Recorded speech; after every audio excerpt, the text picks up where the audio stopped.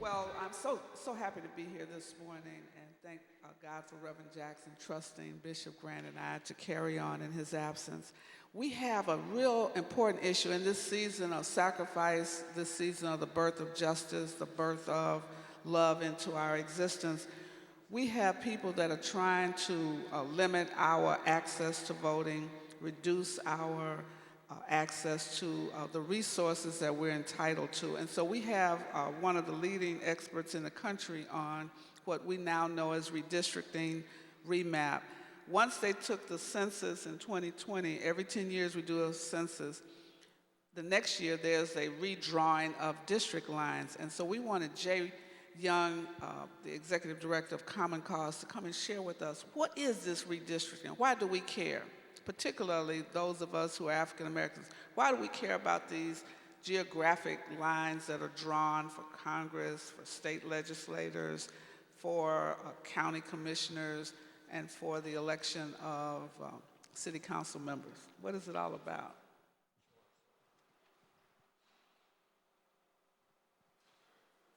So thanks so much for inviting me to this conversation because it is incredibly important. It's one of the ways, probably one of the most powerful tools that are out there to silence voices of a community, to silence black and brown voices, and it's the thing that no one's talking about. You know, our communities are constantly changing, and our government needs to reflect our changing communities. That's at the core of democracy. And so there is absolutely nothing wrong with the idea of redrawing our maps every 10 years. There's nothing wrong with that.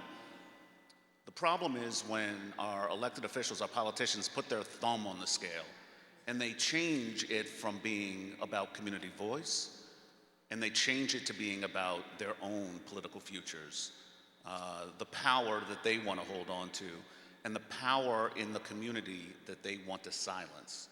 And so we call that gerrymandering, when they change, they pervert the process into something that's not about community.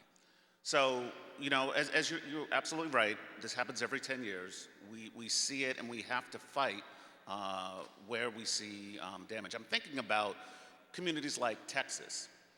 You know, in the last decade, Texas was our fastest growing state. 95% of that growth, people of color. Actually, right now, Texas is only about 47% white, and that is a threat to some folks. Now, I want to be clear. Gerrymandering is something that happens on both sides of the political aisle. Republicans do it, Democrats do it. The difference is Republicans have been a little bit more organized about it. If I were to guess right now, there's probably 16 or 17 more members of the House in DC that are only there, again, because they put that thumb on the scale, because they twisted the process. In Texas, what they were doing is they went into those communities where you were seeing emerging community collaborations, emerging voices, and they carved those neighborhoods up. You live on one side of the street, you don't have the same elected official as the one on the other side of the street. It shuts down your power to organize. I'm thinking, yes, sir. Isn't that at the core of the Justice Department going at Texas?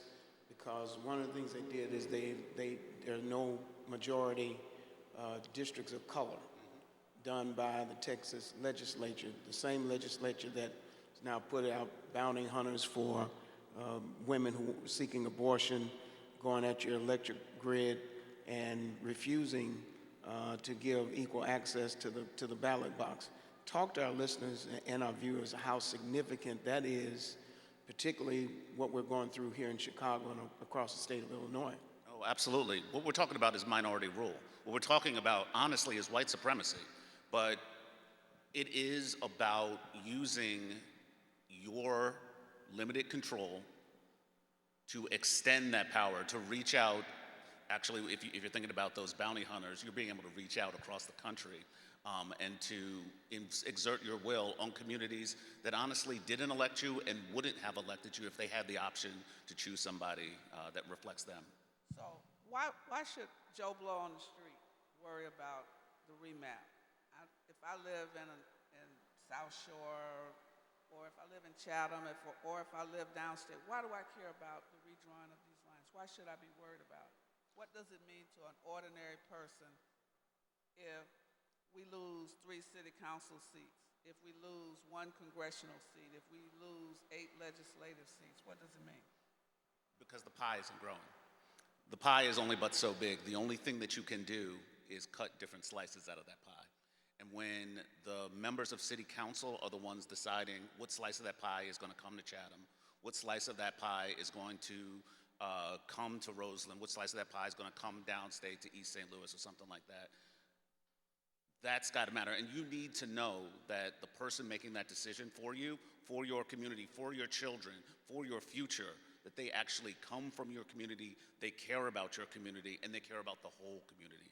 Well, Jay, since, it's another 10 years before we'll have another census, what can we do now, must do now? One, to protect the gains, and then be wise enough to look at opportunities. In New York, they now are looking at allowing, anybody, even without citizenship, the right to vote. That's going to be a game changer in cities like New York and perhaps Chicago, Atlanta, Los Angeles. But what are some of the things that we need to do to be more proactive and not reactive? So I guess there's a couple of things that I would focus on. First off is I want to make sure that we all understand that there is a politics of division in this. It is entirely about pitting community against community. It is entirely about pitting black against brown.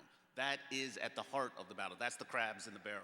That is, as long as y'all fighting amongst yourselves, you're not worried about what we're doing over here. So I want to be careful about that. There is, back in 2019, my organization, we were suing in North Carolina to stop them from doing things. They were cutting HBCUs in half, again, to divide black voice there. We took that case all the way to the Supreme Court, and the Supreme Court said, you know what?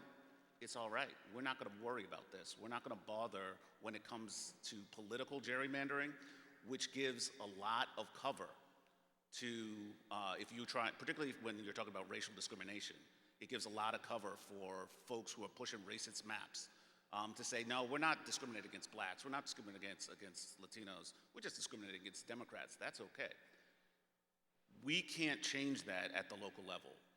We need to push that at the federal level. So the last time I was down here at Rainbow Push, I was talking about the John Lewis Voting Rights Act. I was talking about the For the People Act. We need federal legislation to step in and set these boundaries for us because, it's open season on our communities right now. Well, we don't have much more time, but what do you want people to do? We have pastors here, we have some state legislators, some city council members, some congress people from around the country. We have people from Indiana, Wisconsin, Illinois. And watching us, we have Texans, and we have people in Ohio, all around the country. People want to, what should I do? So the first thing, whenever I talk to somebody, I say, if you don't know your local elected officials, right now, when the broadcast is over, go to Google, figure out who is your elected official. You just need to know who they are. Number one. That's number one. The second thing you need to do is you need to pick up the phone. You need to call your senator. You need to call your state reps, and you need to let them know that they need to stop messing around in D.C. They need to get these laws passed because we're running out of time. We're running out of time. So. Well, Reverend Wilson, you did a lot of work here. We remember Come Alive in '85, the Harold Washington Coalition. A lot of black and brown persons who are now a part of the political process came out of that movement. And it sounds like we need another Come Alive in '85, not just in Chicago, but around the country. Thank you so much, Jay. Thanks for having me. Thank you, Jay. We appreciate it.